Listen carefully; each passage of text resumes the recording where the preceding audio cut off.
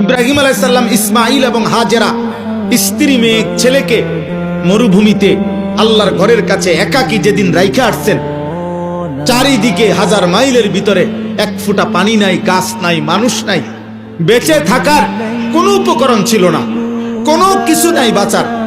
সেই অবস্থায় খোদার কসম কোরআন শরীফে আছে ইব্রাহিম আলাইহিস সালাম ওনার স্ত্রী হাজেরা এবং কুলের বাচ্চা ইসমাইলের জন্য কি দোয়া করছিলেন সেদিন।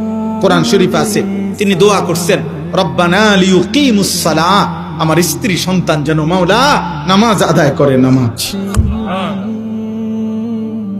সেদিন বলছে যেদিন এক ফোঁটা বাঁচার কোন উপকরণ ছিল না, ঘর নাই, বাড়ি নাই, পানি নাই, খাদ্য নাই, খাবার নাই, মানুষ নাই, জনপ্রাণী নাই।